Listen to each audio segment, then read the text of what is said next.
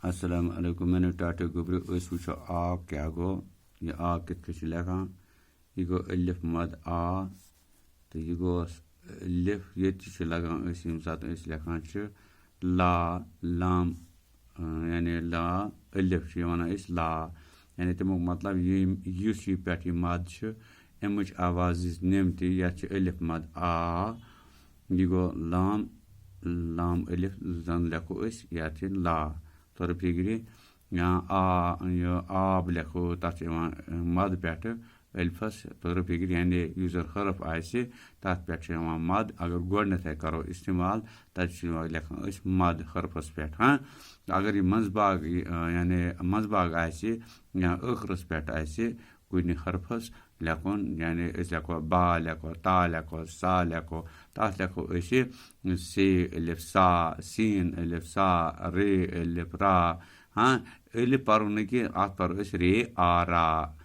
बे आ बा ते आ ता से आ सा कीफ आ का लाम आ ला थो याद यानी यह गो आ यह गो आ कशरस मज यथ मज अलिफ फिल्म यह शक्ल किन अलिफ बसान मगर ये कुछ जाए इस्तेमाल करो यह तथ मंजबाग लेखान यह मद कह या लास्टस पे लेखान यह मद कह लास्टस पे लेखान यह अलिफक पे यह आय अमुक मतलब तो आ तो मंजबाग हेको ये आ लिखित तो फिक्र इथे कन ये अलिफ मद आ ना यानी यथ वनो आ सोदे आ कत लेखान अलिफ आ बे आब अलिफ आ बे आब छना ठीक इथे कन यह आब क्या कत यह आब अत वन अलिफ आ बे आब तो फिक्र इथे कन कीफ आ गो का कीफ आ गो का इस बह वही वन यत यह आ ये वनो कीफ आ का यह वनो अलिफ कीफ अलिफ का ना वनो अत कीफ आ का इथे कन कीफ आ वाव काव तो यानी ये आव मंजबाग आ थो फिक्र यानी कीफ आ वाव काव ये कीफ आ वाव काव यह गई काव सन शक्ल ठीक इथे कन नून आ ना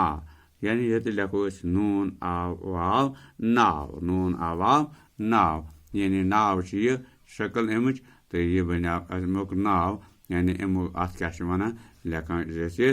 यह नून आ वाव नाव तो फिक्र इथे कन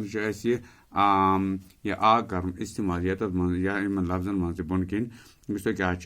अलिफ आ बे आब अलिफ आ वाव आव कीफ आ वाव काव नून आ वाव नाव बे आ गन बाग चे आ टीम आ ठे चाट अलिफ आ शीन आश ते दुशम हे अलिफ ते दुशम हे आ वाव थाव चीम आ टे दुशम हे चाट वाव नून वन यानी यह अपुर मुद्रात यानी अत वाव नून वन चाट वन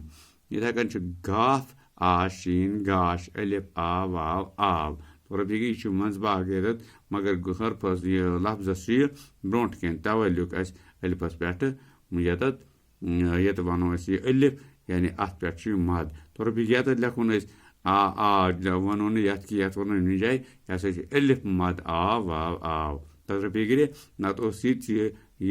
सात यत वन तुम हाँ यह आ यत हेको आ वन मगर यत लफ्ज अलग आव तो फिक्र यत गाश अलग गाफ आ शीन गाश ये लोग यह मंजबाग आ यत लिख पे कन अत क्या गोडनथ अत लफ्जस तवे लिख पे कन अत मद गो गाश आव इथे कन नाव नून आ वाव नाव वाव आ नून वन ते आ जीम ताज रे आ टे दुशम हे रट ताज रट रे आ जीम राज गा कीफ आ रे कर राज कर तो फिक्र अजुक सबक हाँ तो लिख इथे पे कापी पे हाँ यहाँ कर इथे कन याद यथ कन वो तह इंशाअल्लाह रहमान बशर्ते कि जिंदगी आइंद हावो अम ब्रोह क्या सबक आसे तो सह हावो शुक्रिया।